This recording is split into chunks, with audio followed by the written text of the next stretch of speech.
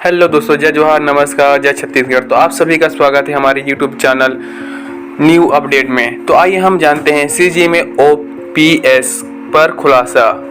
CM Bhupesh Baghel ने बताया 857 ने दी ओपीएस की सहमति, 3 लाख से ज़्यादा ने कोई विकल्प नहीं दिया है। ओपीएस क्या है? ओल्ड पेंशन स्कीम के बारे में जानते हैं। ठीक है, ओपीएस ओल्ड पेंशन स्कीम। तो आइए जानते हैं इसके बारे में विस्तार से। छत्तीसगढ़ में ओल्ड पेंशन स्कीम लागू होने के बाद विधानसभा में दिए जवाब में नया खुलासा हुआ। छत्तीसगढ़ में 10 फरवरी 2023 की स्थिति में सिर्फ 857 एनपीएस कर्मचारी ने ओल्ड पेंशन स्कीम के लिए सहमति दी है। एक कर्मचारी ने एनपीसी में बने रहने की सहमति दी है।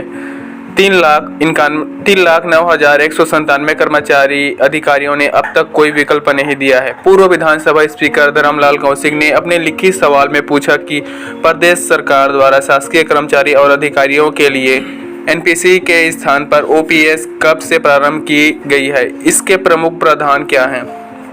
क्या प्रदेश के कर्मचारी और अधिकारी संगठनों ने इस योजना में प्रावधान की अस्पष्टता, भ्रांति या अन्य मुद्दों, कमियों को लेकर आवेदन दिए हैं? यदि हाँ, तो उनमें प्रमुख तथ्य क्या थे और उस पर क्या कार्रवाई की गई?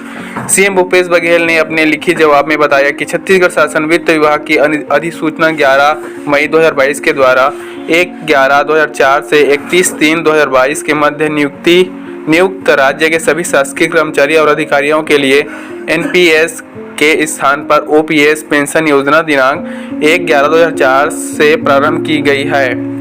पुरानी पेंशन योजना यथा छत्तीसगढ़ सिविल सेवा पेंशन नियम 1976 और छत्तीसगढ़ पेंशन नियम 1979 के अंतर्गत सेवानिवृत्त होने वाले शासकीय सेवकों के लिए पेंशन उपदान तथा पेंशन सारांशीकरण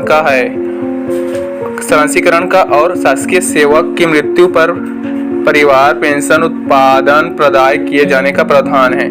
प्रदेश के कर्मचारियों और अधिकारी संगठन से इन योजना के प्रावधानों के संबंध में आवेदन प्राप्त हुआ। छत्तीसगढ़ अधिकारी कर्मचारी फेडरेशन द्वारा पुरानी पेंशन योजना नवीन पेंशन योजना के विकल्प चयन में भ्रांति उत्पन्न होने एवं विकल्प चयन के लिए निर्धारित तिथि में 1 माह की वृद्धि करने का अनुरोध किया।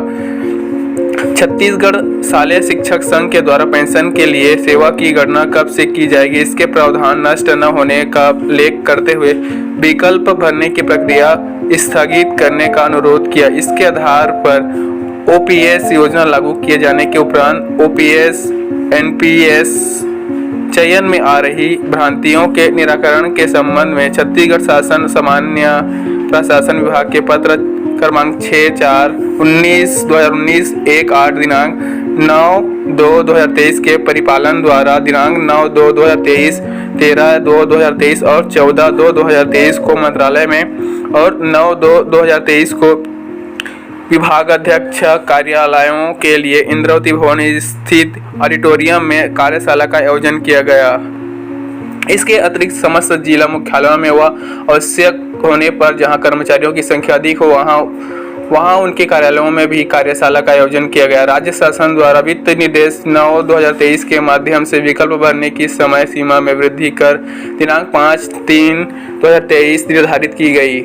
शालेय शिक्षक संघ द्वारा प्रस्तुत आवेदन, जिसमें उनके द्वारा सेवा की गणना कब से की जाएगी, अस्पष्ट संबंध में पेंशन नियम के प्रावधानों में स्पष्ट है कि उनकी सेवा जिस दिनांक से है वे शासकीय सेवा में संविलय हुए हैं, उसी दिनांक से उनकी सेवाओं की गणना पेंशन हेतु की जाए।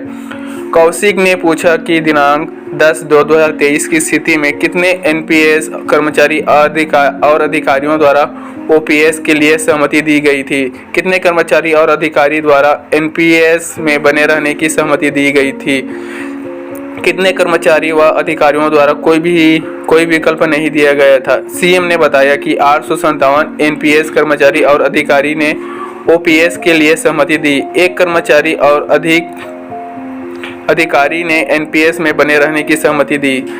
3 9,197 कर्मचारी और अधिकारी द्वारा कोई विकल्प नहीं दिया गया। कौशिक ने पूछा कि ओपीएस की सहमति देने वाले कर्मचारी और अधिकारियों के एनपीएस खाते में नियमित राशि प्रति माह जमा नहीं होने पर उनके खाते को नियमित जीवित रखते हुए एनपीएस में क्या प्रावधान है।